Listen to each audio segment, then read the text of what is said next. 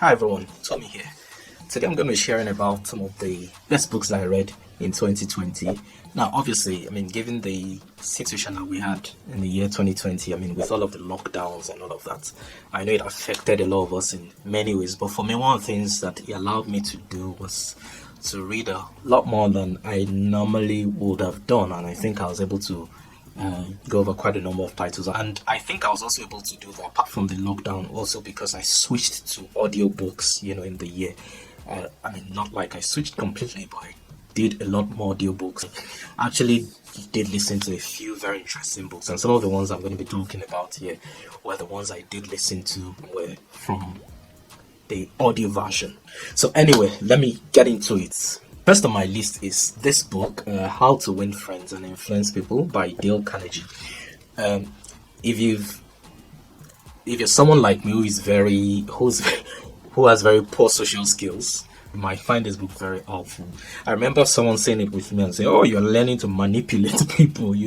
How to win friends and influence. It sounds very manipulative if you think about it. But I think away from that, once I started reading it, it wasn't about manipulating people. The writer, the book was written back in the 1930s, a very old book.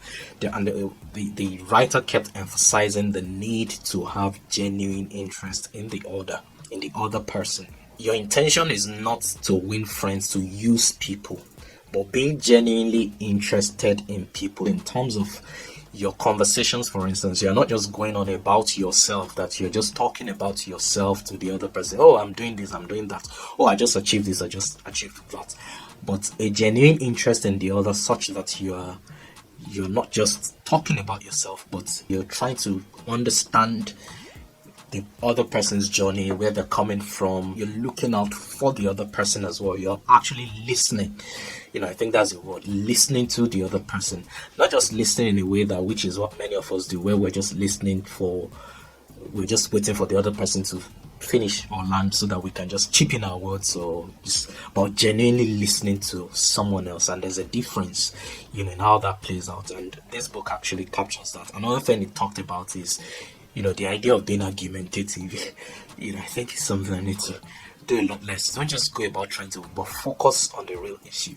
So even if the other person is raising an objection, don't just shut them down, with your superior knowledge or your superior arguments, but take time to actually listen to their viewpoint or what the other person is saying. It's very difficult, it's very difficult getting along with, especially when you feel that, yeah, you have the right answers, and you just should say whatever it is you're thinking. Sometimes take a chill pill, pause, don't be argumentative, listen, and be a lot more. Don't be combative, but be collaborative in your approach. So you're not just shutting the other person down, but you're finding points of collaboration. Something interesting which he also talked about is, if you're wrong, admit it. If you're wrong, admit it. What everybody wants to be appreciated, genuinely appreciated. Now, I think that's very important. So in terms of saying, appreciating people, complimenting them, it has to be honest, which means it can't be superficial. And to really get to that, it means you must then take genuine interest in the person to really have seen what is complimentable about them. So if I'm wearing a very bad shoe and I know I'm wearing a very bad shoe, and you're telling me, "Oh, your shoe is nice," I'll know that you're just flattering me, and nobody wants to be flattered, even though people want to be complimented. So it's not for you to say something that is obviously not very good is fantastic. No, that's not the point. It's to actually take time to observe and look for something genuinely complimentable in that person. You also do not want to criticize. Obviously, how do you then correct people when they're wrong? And then he answers that question in one of the chapters as well, about how you can go about correcting something that you feel is wrong, in a way that does not demean the other person, in a way that does not off-putting, or that does not put them down. So anyway, if you're, like I said earlier on, if you're someone like me who has very poor social skills, you might just find this book very helpful. I think it's a very good book, really, to be honest. I really enjoyed reading it. Formation, The Making of Nigeria from Jihad to Amalgamation. I like this book so much. I think because I know the authors. I don't know them personally. They are people I just met. I just see on social media, on Twitter precisely, and so I tend to have that feeling of ownership. And once the book was out, I listened to their podcast as well. Very interesting book.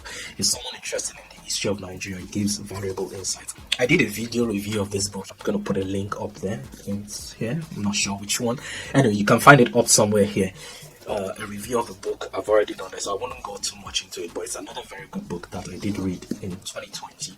Barracoon, the story of the last slave. It was written by Zora Neale Hurston. It's the story of a certain Cujo Lewis. He was one of the last survivors of the last slave ship to sail out of West Africa into the United States back in the 1860s, I believe. It's not a very long time. It's less than 200 years ago. And the man lived up until he died in the 1930s. Zora Neale was he was one of the few actual slaves that were interviewed or that were on record. Zora Neale was able to interview him, get into, and document his story in a way that actually was very interesting. He was one of the people. He was taken from modern day Benin Republic, but it was a Yoruba settlement, a Yoruba town. And for me, I really felt a lot of connection with the story because he was someone who spoke my language, was from my culture, and I just thought this guy could be me. He could have been my great grandfather or somebody. Some of the wisdom nuggets that the man dropped in the books were things I could easily relate with. It's very interesting because the book was actually written much earlier in the 20th century, but it was only recently published, like in 2018, years after Kojo had died. But it gives a very interesting insight into the slave trade and reading the story of an actual person who experienced slavery. And I think I'll do a proper review of this book. Really, I'll probably try to. One of the things I'll do this year, I'll do a proper review of this book. But it was one of the books I read this year, and it was very painful to read for me. After I finished reading this book, I've been doing a lot of reading, a lot of study on the transatlantic slave trade, but after reading this book, I stopped a lot of those research for a while. I never touched anything slavery again because it was so painful. I could relate with that story. I could feel the emotions. I could feel the pains, and you could imagine, what this man went through. And his dream was to go back to Africa. When Zora started intervening, he was so excited. He was saying maybe somebody is going to mention a name in the African soil and they are going to remember him. And I think the village the town where it was taken from has been wiped out. Actually, I don't think it exists anymore. But it shows the cruelty of man to man. How we can be cruel to ourselves. And this is not even about color, about race. It's about how humanity can be cruel to itself. It was a very, very difficult book to read for me. And like I said, I'll do a proper review of this book, really. And this one was an ebook, and it's Sapiens, A Brief History of Humankind. It was written by Yuval Noah Harari. Now, Yuval Noah Harari is a classic liberal thinker, and what this book what it did for me was to help me situate and understand the liberal worldview. It helps you understand the motivations and why liberals act, the liberal orthodoxy or the liberal thinking, in the sense that it takes an evolutionary approach in trying to understand human history and why humans behave the way they behave, why societies function the way they function. So essentially, at the core of his thesis or his argument is that, society, the bulk of society is a myth.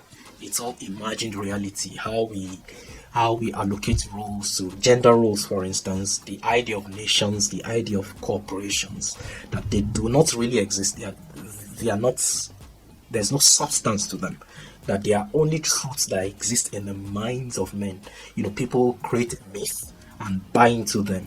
So according to him, according to the book anyway, that's from an evolutionary point of view, humans evolving from, wherever they evolved from, from the early men down. We evolved the ability to tell stories, to lie, to gossip. And that was important to the formation of society because that allowed people to cooperate in a massive scale by being able to invent a myth, even though it's not objectively true. that if a large swath of the population buy into that myth, then they can cooperate around, the accepted truths, and then that helps you create norms, which is the foundation on which societies rest, and that's how you have stability in society, by the larger majority accepting something as objectively true, even if it's a myth. The problem is, for me, at some point it's a rabbit hole, because once you say that everything is a myth, then that's a recipe for chaos. So if you are somebody who is on the political right and you're why are these people trying to change things, or the institution of marriage as we know it, quote and unquote, then that book helps you understand, because to the other person, institutions like marriage, like roles, gender roles and things like that are not, there's no substance to them. They're just myths in the liberal worldview. They're just myths that men invented. So if they're just myths, it means they're not true. Then it can be changed. So for you is a lot more conservative in your viewpoint. I think so. That's weird, because you accept those things as objective truths, as how the world should be. But Yuri's argument is that, look, men invented them for certain purposes, as to achieve certain means. And for me personally, now I think there's some truth to some of the things he says. But at the same time, I understand that there's some truth. But even though there's some truth, accepting certain myths and not touching them is good for society, is good for maintaining order. The question is, where do you draw the line? And I think that's a big question. Anyway, I read someone else's review of the book, and one of the things the person said, which I totally agree with, is the author actually presents some very interesting viewpoints, but there are things for you to think about. Don't go accepting them as gospel truth. The book is interesting, gives some very interesting viewpoints, but just leave it at that. It's not an academic book in that sense. It's not an academic authority on human existence and sociology. While some of his thoughts are quite interesting and very, you will find some parallels, some anecdotes to support certain things. Of course, you look at religion, for instance, the development of Christianity and, say, Islam, for instance. What it did was it allowed people from diverse cultures to cooperate in skills that they had never done before. And it's a book that actually contradicts a lot of my own religious background as well. It was actually interesting for me. It didn't change my mind about so many things, but I liked the thoughts, and I think he had there's some merit in his argument. You just take it as it's left to you to sieve through what is what. Every time I've had to talk about this book, one of the things I just say is it's actually a very interesting book. I do not take it as gospel truth, but he has some very interesting ideas, which could be mentally stimulating to think about. But that's just that. It's just mental stimulation. It's this one, Race and Culture. It was written by Thomas Sowell. It was first published in the 1990s, 1994 precisely. Now, if you're very familiar with the author, if you're somebody who's an economist or politically inclined, you might have come across the name Thomas Sowell. Is quite popular on the political right, especially. He's a very old man. I think he's in his 90s or so. He's one of the few public intellectuals that espouses conservative values, especially within the United States. Now, Race and Culture is actually a very interesting book as well. Very interesting thoughts. So part of the topics the chapters covers the idea of migration and culture, conquest and culture, race and economics, race and politics, race and intelligence, race and slavery, race and history. And one of the things it tries to say is that the concept of race, so for instance, take the idea of racial superiority. So his own argument is that it's not a question that one race is superior to the other. Rather, the question that, say, things like geography, the immediate environment imposes certain cultural patterns on people, and that there are certain behavioral patterns or habits that allow for success within certain groups. So if anybody who is not within that racial boundary somehow manages to assimilate those habits as well, they will as well achieve the same outcomes or similar outcomes. Say, for instance, in certain mathematical tests, where in the US, for instance, Asians score higher. It is not that they are naturally talented, but there are certain habits. Like if you dig deep, you'll find habits that allow. So, for instance, the fact that maybe this particular group, by their cultural disposition or their cultural habits, tend to spend more on their mathematics assignments than this other group, and that's a factor that's responsible for success, not a race. So yeah, Thomas Sowell actually presents some very interesting arguments there. I hope to read a few more of his books this year. I think there's one, Basic Economics, that I really want to read. Prisoners of Geography. 10 maps that tell you everything you need to know about global politics. It was written by Tim Marshall. Now, why I got into this book was, after I read Thomas Sowell, one of the things he mentioned was the impact of geography on human advancement. I wrote an article about that somewhere. I think probably leave a link to that again in the comments. A number of individuals actually referred, say, oh, I liked the article. Have you read this book as well? So I went back to read it, and he covered places like Russia, China, USA, Africa, and tries to use geography to explain why those countries make political decisions the way they make them.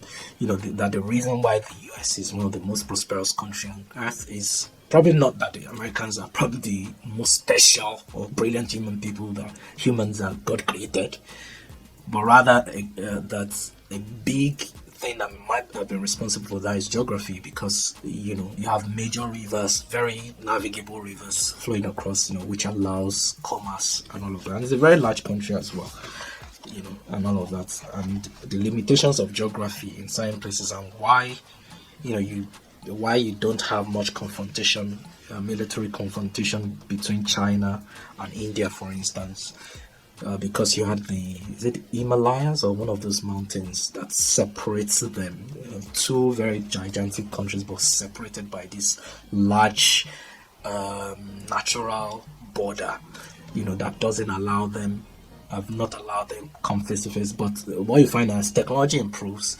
would we see a question where those natural barrier will be broken through, and then you might have a confrontation between those two? Who knows? One of the most interesting ones I read was the African continent, especially sub-Saharan Africa. You find that over centuries, Africa was never really penetrated for much of history until the late 19th, until the 19th century. And why explains is that, one, the fact that there are no natural harbors around the African coast. So, for instance, South Africa was settled in by Dutch immigrants way back in there, I think from the 14th century, but you never had such type of white settlements in West Africa. Why? Because the diseases that were there, and what facilitated the penetration back in the 19th century was the discovery of quinine, for instance. So, how geography shapes human behavior, shapes politics. If you're someone who's interested in geopolitics, it's one of those books that I read as well. Prisoners of Geography, very interesting one. So I'll leave a link to all of them down in the comment section down below. Hopefully this year, I intend to actually be a lot more active, to do a lot more videos around, some of my favorite topics, talking about politics, talking about history, talking about and sharing some of their thoughts and ideas from the books I'm going to be reading this year. I would try to do a lot more, hopefully this year, to be a lot more consistent in terms of the contents I'm churning out. Anyway, if you've watched this video up until this moment, thank you very much. I really appreciate. If you're new to my channel, hit the subscribe button and turn on the notification. Thank you very much. See you in the next video. Bye bye.